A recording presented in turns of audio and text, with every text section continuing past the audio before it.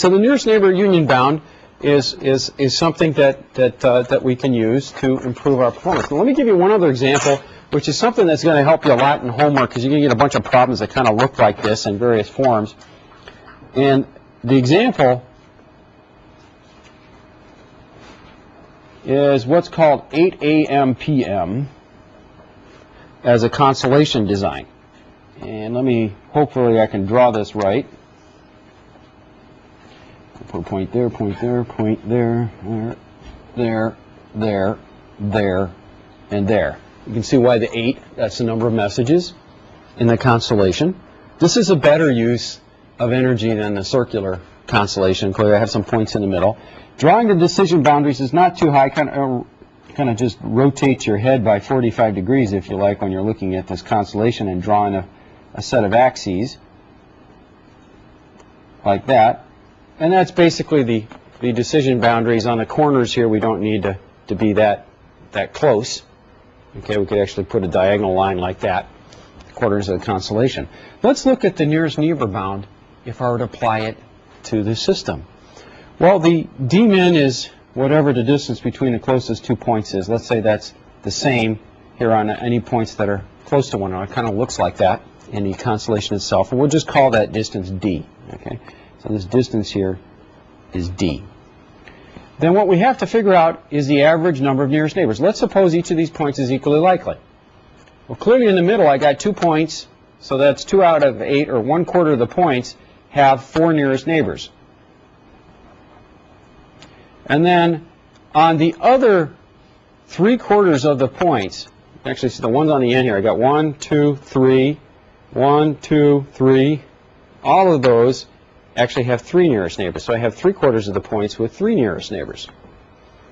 So this works out to be 9/4 plus 1/4 is 10/4.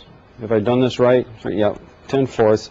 And that should be, yep, 3.25 is the number of nearest neighbors. So I know P of E is always less than or equal to 3.25 Q of the D for that constellation over 2 segments. And there we go. I've got the probability of error for the optimum detector. Yes, sir?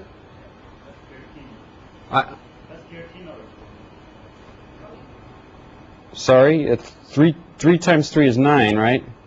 Plus 1 is, oh yeah, 13, sorry. 13 over 4, and that's 3.25, thank you. Okay, so the number of nearest neighbors is a little bit more than 3 on average, but not quite 4, because only 2 points in the middle have that number of nearest neighbors.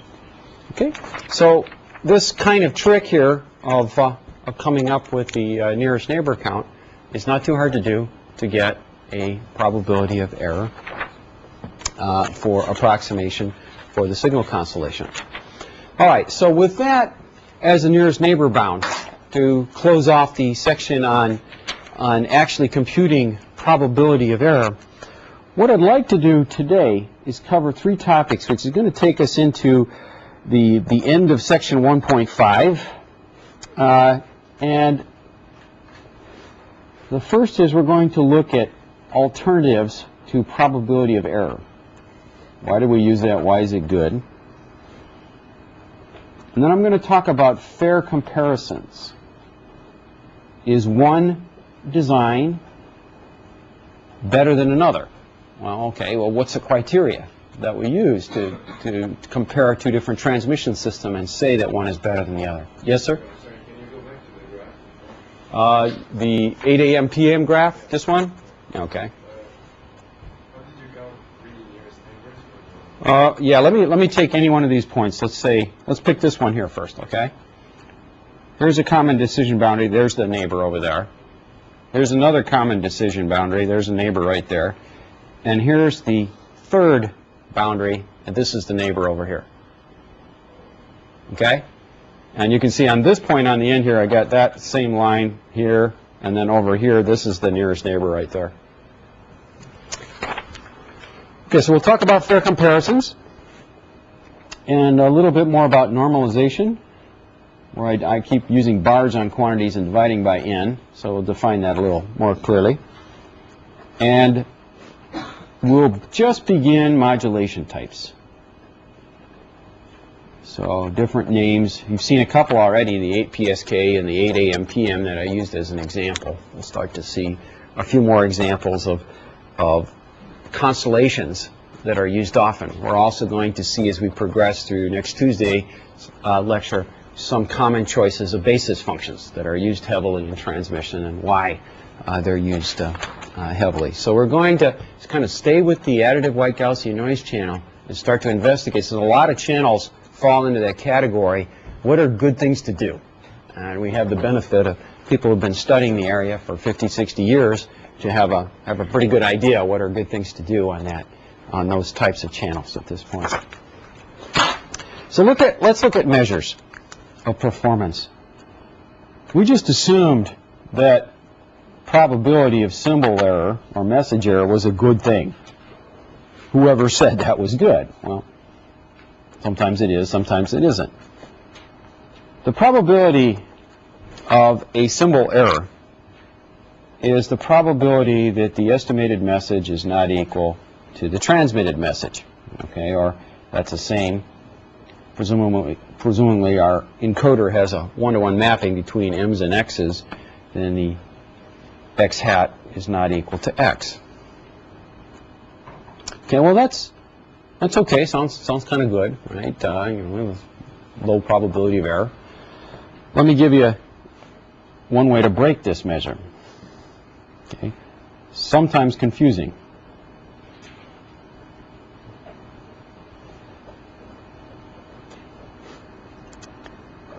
I have, let's suppose, just an n equal one-dimensional transmission system. Pretty simple. Let's say we have minus square root of the energy and plus square root of the energy. That's a good thing to do in one dimension. Get nice big distance between the points. It's double square root of the energy for the distance between the points. And we know there's one nearest neighbor on average, so almost immediately we can write the upper bound, which in this case turns out to be inequality, q of 2 times square root of ex over sigma. So we would get square root of ex over sigma. If you look carefully, that's actually the quantity earlier I called signal to noise ratio square root inside the Q function.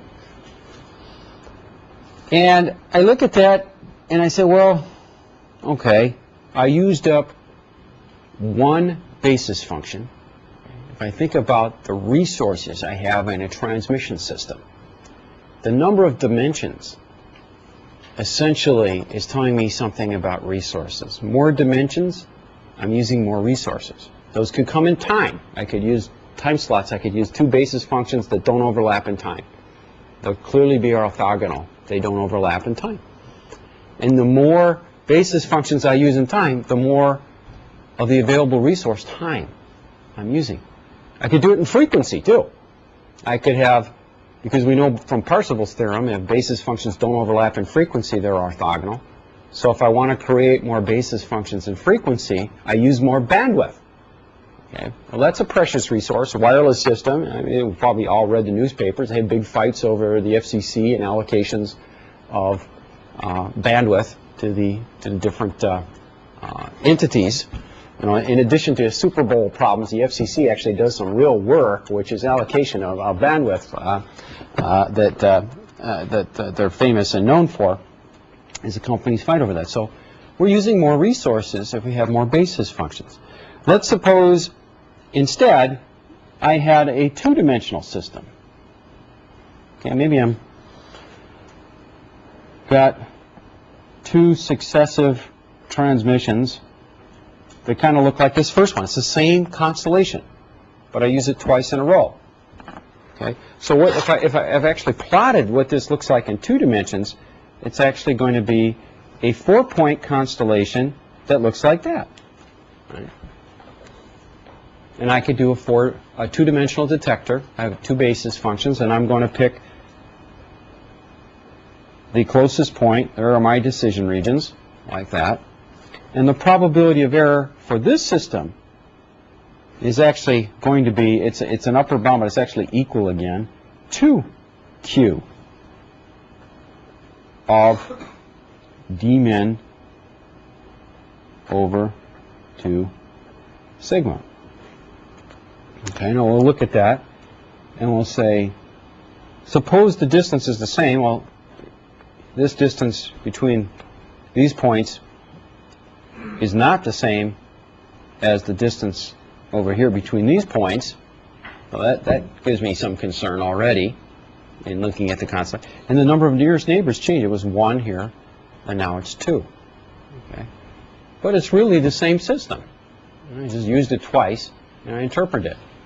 So we're getting into a quandary here on just strictly using probability of message error itself. That's maybe not always fair, and when it winds up being fair is when we have more resources in one system than we have in another system. Because we said we're sending one message, what's the probability of error? But we didn't talk about how many resources were used in doing that. We got 2 different expressions for the same system. Okay, what's the way to find our way through all of this? Well, normalizations are ways to do that. The first thing I'm going to define is a probability of symbol error bar. And anytime you see a bar in a quantity in EE379A, you divide by the number of dimensions, n. Okay, so this just gets a little interesting here as we start to look at this. What happens is, clearly if I divide this 2-dimensional system by the number of dimensions, I get the 2 divides out. Now let's look at this d-min over here a little bit. Here I have d-min across that line. So this is clearly square root of energy right there for a point. So this is going to be 2 square root of energy right there, because that's, sorry, square root of 2, because that's a right triangle. These 2 sides are equal, so we know the hypotenuse is square root of 2 times that. So what I'm going to actually have is PE bar for the second system is going to be Q. And now what I have is square root of 2 times square root of EX over 2 sigma. But if I were to look at the energy in this system, if I were to let the energy per dimension be constant. Let's think about what that means. Suppose my dimensions come in time. And if I divide energy by time, okay, if I wanted to keep the power constant, the power is energy by time. Okay, so by holding EX bar, so if I were to let this system here, the energy I could use would be 2 times EX bar. Here, it's just going to be EX equals EX bar. So if I hold the energy per dimension constant, okay, what happens is I've got a 2EX bar in here, and what happens is I again get square root of signal to noise ratio, just like I did over here. Square root of EX bar over sigma. Now that's a more fair comparison. What did I do? I looked per dimension on the probability of symbol error. And I held constant, okay, the amount of energy per dimension. Okay. You can kind of see the error in this reasoning of just looking at the symbol error message probability itself, not thinking about all the other aspects of the system, can sometimes get you in trouble. So we may want to use instead PE bar. Now the second topic in today's lecture is going to be how do you make a fair comparison? Okay. What I'm trying to do right now is simply illustrate to you that there may be some issues in fair comparison by looking at this and introducing at the same time the quantity PE bar. Obviously, I could define NE bar as N sub E over N, and so PE bar by the nearest neighbor union bound is always less than or equal to NE bar Q of D min over 2 sigma. So I can write the nearest neighbor bound clearly in terms of the probability of error normalized to the number of dimensions. Okay, so that's one way to look at things. Maybe that's a fair comparison. Another quantity of interest is the actual bit error rate. Often we have messages transmitted through a system. We may be converting those messages to and from bits transmission, and what perhaps is of interest More so in our design is how many bits are in error as opposed to how many message errors were actually made. Bit error rate and the associated probability of bit error, which we're going to get to in a second, is defined, or can be written, as the sum over all of the messages in a constellation. And a second sum with an index j that's not equal to whatever the index is in the first sum, the probability of the message I being transmitted times the probability that message I was confused with message j times the quantity we're going to call n sub b I j. And what this is the number of bit errors when I is incorrectly decoded as j. So what I have is a quantity that I'm kind of averaging here. Okay, I know this is the average of the actual transmitted message. I look for every one of the messages. What are all the ways I can make errors? So I sum over all of those possible other points. And I look at the number of bit errors that can occur. This is called the bit error rate. In some sense, it's kind of a probability of bit error quantity. It's not quite the probability of bit error. I'll fix it momentarily. But let me play with this expression for a moment. P epsilon ij, okay, is always, this quantity here is always going to be less than or equal to q of d min over 2 sigma. Okay, we already know that. We've gone through that analysis. Look at the closest 2 points. It's always upper bounded by that.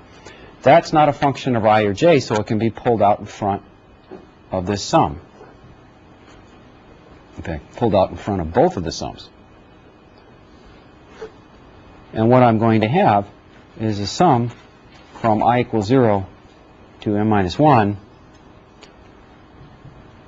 of pxi, pulling that out in front, and this sum of j not equal to I of nbij is something sometimes called n sub b of I. It is the average number of bit errors that are made, okay, over, for this particular point, over all of the possible errors that could have been made. And then this quantity here averages that for each of the points. And so this has a name. It's called n sub b, and it is the average number of bit errors per error event, or you could just say per error if you like. It's averaging over all the different ways of making an error, which we sometimes call an error event in probability, the number of bit errors that occur. Now this is a little more complicated quantity to have to compute. The number of nearest neighbors is pretty easy. This actually requires that you get into the details of the decoder, look at all the nearest neighbors, figure out how many bit errors you have associated with each of these possible errors, and start averaging. Okay, so you go through this, you find these nbij's, and then you average over j, and then you average over I, and you get this quantity. Okay, and so it represents on average how many bit errors occur if we actually had an error event. Okay, q of d min over 2 sigma upper bounds that probability of having an error in the system. So P sub b is always less than or equal to nb times q of d min over 2 sigma. Okay, it may well be that each message transmitted in my system corresponds to more than one bit. This measure here would be the probability of bit error if the messages had only 2 possibilities, in other words, 1 bit, then this would be the average probability of bit error. It's pretty close already. But because I have more than 1 bit being transmitted in a message, this average number of bit errors per error event actually corresponds to a group of bits. So I need to divide by the number of bits, and so what I get then is the probability of bit error. Little slight abuse of the bar notation here, because we're going to divide by the number of bits rather than the number of dimensions, is going to be defined as P sub B over B, and that will be equal to the probability of bit error. Okay, so we can actually compute the probability of bit error instead of the probability of symbol error. Perhaps that is more of interest in transmission design than is the number of nearest neighbors. Now, the nice thing about the number of nearest neighbors, it didn't actually depend on the exact assignment of bits to points. We had these constellations with 8 points in them. There's a lot of different ways we can assign combinations of 3 bits to those 8 points in the constellation. They could give me different values of n sub b. They're kind of good ways